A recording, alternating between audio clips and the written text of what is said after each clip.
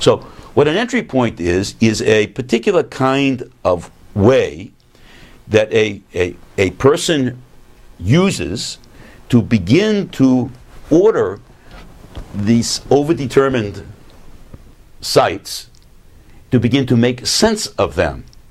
And of course there are many different entry points, that is, many different theories deploying these different ideas to make sense of society. And these different entry points then distinguish, they identify the different ways, the different theories that we use to make sense of society. Marx uses class, that's an economic process, to begin to make sense of society. That's his particular entry point, and that's to be compared and contrasted with the other entry points that people use. So that's the first idea. Second, let me go back to, I'm going to erase this mess that is society, to go back and talk about the following.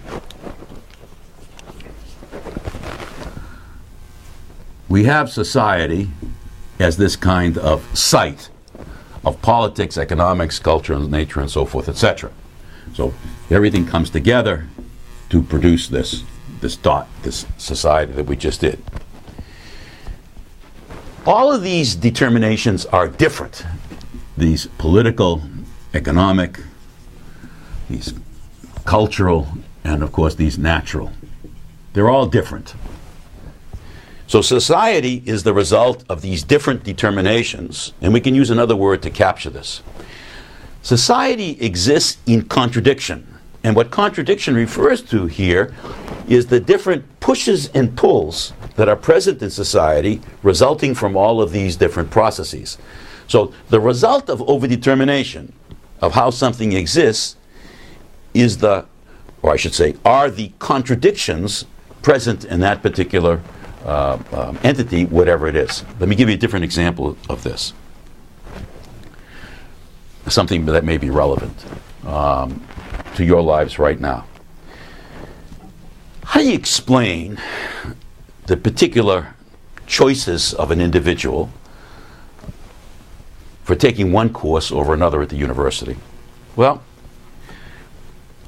I'm examining now an individual, you or me, that makes a choice to take a particular course. We're pushed in the direction of taking this course as a result of all kinds of open and hidden parental pressures. So that's a set of determinations that operate on us, whether we're aware of them or not. It's what our parents want us to do and have wanted us to do from the time that we were born. But that's not all. Then there are cultural determinations that push us to take a particular course as a result of all kinds of ideas and experiences of what is and what is not popular in the society at any moment in time. But that's not all. The courses that we take are also a complex result of the rules and regulations of the university, as well as who's teaching that courses, who's a popular teacher, who's not, and so forth.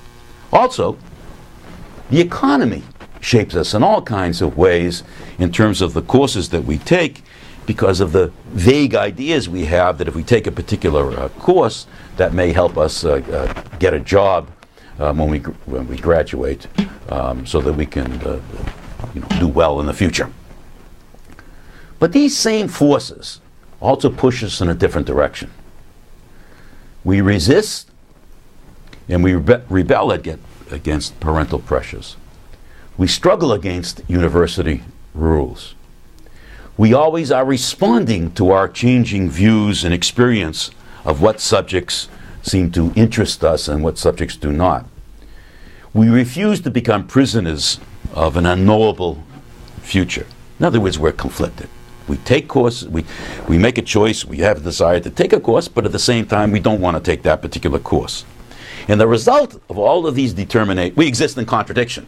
And as a result of those contradictory forces upon us, we take a particular action, we make a particular choice. In other words, the contradictions yield our behaviors, what we do and what we don't do, what courses we enroll in and what we don't enroll in. And you can apply this kind of logic to all of our choices over our entire lifetime. So putting it all together, the society is both a result of these different determinations, but the society also comes back and shapes all of these. So there is a mutual interaction between society and its political, economic, and cultural, and of course natural processes. Just like there's a mutual interaction between us and our parents and the professors and the courses that we take and so forth, etc. They shape us and we shape them. And again, to go back to make sure we understand, in this mutual effectivity, an entry point plays the role of beginning to try and understand, to explain this complex mutual effectivity. That's why it's so important in the theories that we deploy. Next step in this. The notion of overdetermination means that the influence of any entity upon any other is itself constituted. Let me give you just a concrete example of this, because this point is rather important.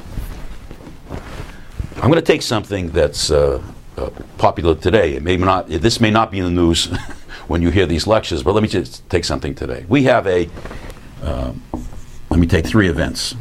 We have something today called the crisis in Egypt.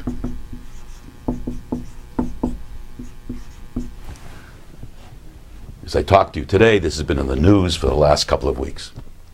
Okay, so that's the crisis, and I'll call that event C. Now, event A, right now, seems to be the most important cause on the crisis in Egypt, which event A is the lack of democracy in Egypt. If you hear the news, you read the papers, invariably this is the most important cause in the crisis in Egypt. Okay? And other causes which are there are thought to be secondary. Let me take B, the unequal distribution of income in that country.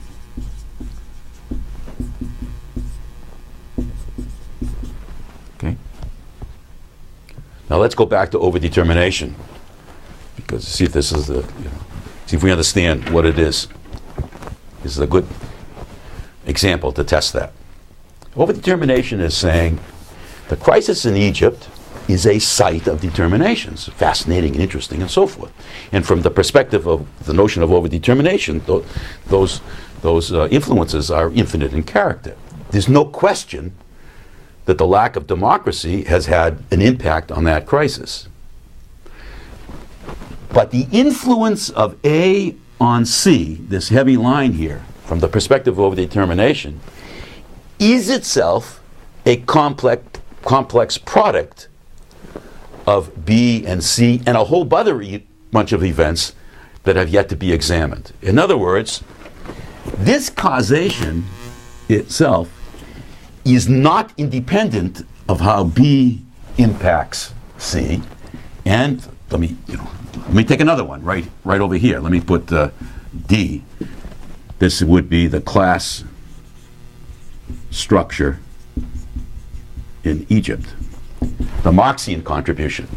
This too complexly affects A, and hence how A is constituted creates, literally, its impact upon C. So this arrow here, what we think is more important, what we think has this bigger quantitative and or qualitative impact upon C, is itself a product of how B and D and E and F and G and so forth created. So this is not independent of these other causations. And by the way, nor is the class structure independent of this lack of freedom or is the income distribution a product? They mutually constitute one another. So this kind of idea, in a sense, demotes what we think is important today. Once we understand that that which is important today, that impact, that effectivity, is itself caused. Okay? So the impact of the lack of democracy on Egypt is itself caused by the unequal distribution of income, the class structure in Egypt, and a whole bunch of other kinds of cultural and natural and political processes that other theorists are going to introduce, because that's what theory does. It's continually discovering new kinds of determinations in the world, and once we discover them, we understand that that which we thought was important today gets demoted by these new kinds of processes that the theorists introduce with their different kinds of points of entry. So, the upshot of all of this is that entities, no matter what they are, in this case A, B, C, and D, are not independent of one another. That's what overdetermination means. Okay? That independent entities can't exist. Why? Because each is the site of determinations emanating from all the others. And what is true for any one is true of them all. So they only exist as they literally constitute one another. They only exist in relationship to one another. If that's the case, then they can't be causally ordered to say that one is more important or less important or of equal importance.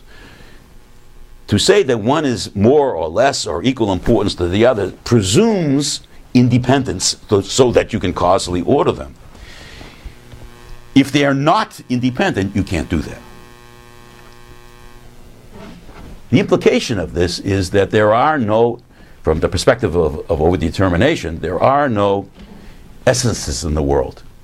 No process in the world is immune from causation, because that's what an essence is. An essence is something, it's like a god. An essence is immune from causation. It reproduces itself. From the perspective of overdetermination, there are no essences in the world. And again, that's because things only exist in relationship to other things. Everything is both cause and effect, and an effect. So, overdetermination is an anti-essentialist approach to theory, whether that theory be in epistemology or in society. We've already discussed the anti-essentialist perspective of overdetermination in terms of rationalism and empiricism. But you can see that the anti-essentialist approach is also arguing there's no ultimate, most important determining factor in a society like the crisis in Egypt. However, within Marxism, within the tradition, there is a kind of theoretical essentialism which is very, very important, and I want to spend one moment on it because it's in your reading and it's unfortunately in Marx's text as well. And it's called economic determinism. So let me just spend a moment on that because it's so important. So what an entry point is a particular kind of way that a person uses to begin to order these overdetermined sites, to begin to make sense the different theories that we use to make sense of society. Marx uses class, that's an economic process, to begin to make sense of society. That's his particular entry point, and that's to be compared and contrasted with the other entry points that people use. So that's the first idea. Sense of them. And of course there are many, many, many different entry points, that is, many, many different theories deploying these different ideas to make sense of society. And these different entry points then distinguish, they identify the different ways. We have society as this kind of site of politics, economics, culture, and nature, and so forth, etc. So everything comes together to produce this society that we just did. Second, let me go back to I'm going to erase this mess that is society to go back and talk about the following.